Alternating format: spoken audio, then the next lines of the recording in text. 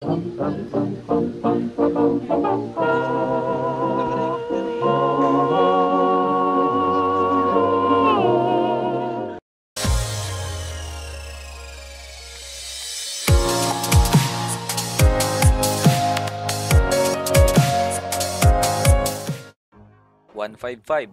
155 ang numero o taon ni Rizal kung buhay pa siya ngayon. At marami din nangyari sa loob ng 155 na taon. Nasakop tayo ng US, nasakop tayo ng Japan, at makalipas nagkaroon. Naging pangulo si Cory at ang anak niya hanggang maging panot. Kung buhay kaya si Rizal ngayon, ano siya? Pwede siyang rakista o di kaya'y gangster. Ang tanong, paano nagiging bayani ang isang tao? Ngayon, usap-usapan sa 2016, sabi nila si Marcos ay bayani. Kung ikaw ang tatanungin, masasagot mo ba ang mga tanong namin? Ika nga sabi ni Kuya Kim, lamang ang may good memory. Ngayon, andito tayo sa National University, nag-ikot para magtanong ng mga sino si Rizal para sa'yo? Ano ang mga katangian ng isang makabagong bayani? Sino ang iyong makabagong bayani? Mr. Salford. Si Rizal. Unang-una siya ang ating pambansang bayani. Pinakita niya sa atin na yung pwede tayong lumaban na kahit walang dahas, yung pamamagitan lang ng intellectual. What are the traits of a modern hero? Siyempre, katulad ng mga nakaraan nating mga bayani, hindi nawawala din yung pagmamahal sa bayan. Kahit ano gagawin mo para sa bayan. Who is your modern day hero? Sa ngayon isa pa na ako si Duterte. Si Rizal, isa siya sa nag-influensya sa atin kung paano tayo maging independent, malakas sa sarili natin kasi di ba siya ang nag-encourage sa atin kung lumaban sa Espanya. Ano yung mga characteristics ng modern day hero para sa'yo? Ang modern day characteristics ng modern day hero para sa akin is yung may malasakit sa bayan,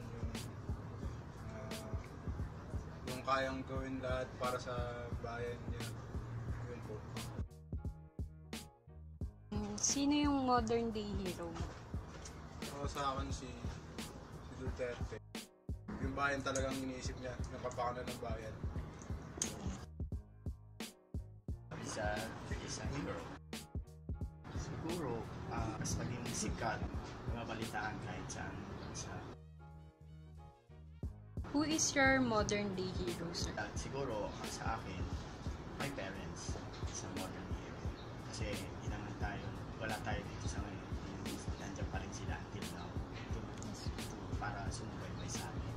So, parang yun ang magiging as my parents. Question. So, sir, who is Rizal for you? Rizal for me is the...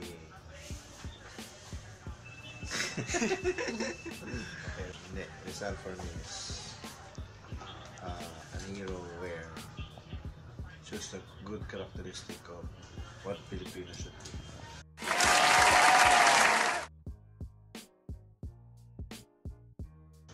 Sikat.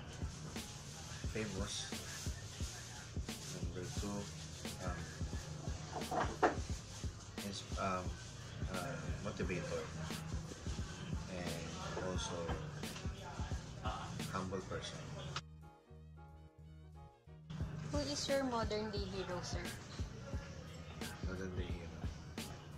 Your mentors.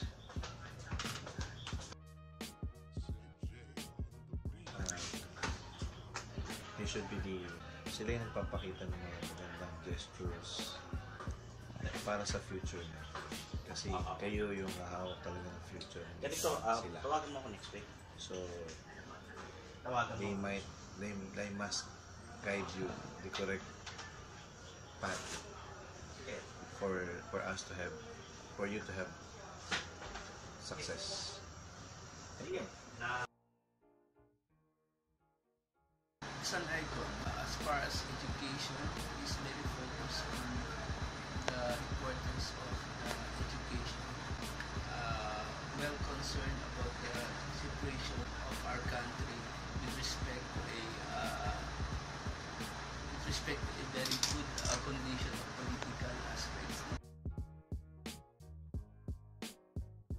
Sir, what are the traits of a modern day hero?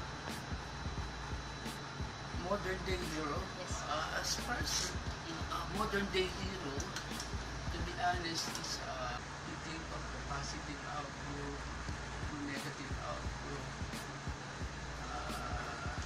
thinking of the the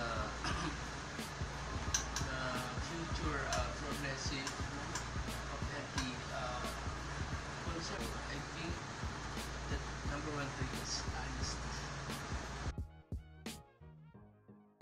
Sir, who is your modern day hero? Modern day hero for me, God feeling, sabihan may tao siya sa Diyos. Mula sa aming pagtatanong sa unang katanungan ay nakuha naming sagot ay ang Pambansang Bayani. Sa ikalawang tanong naman, ang sagot ay dapat sikat. At sa huling tanong, lamang dito si Duterte dahil nga sa ipinapakita nitong malasakit sa bayan sa pamamagitan ng pagtupad sa kanyang mga pangakong binitawan noong kampanya.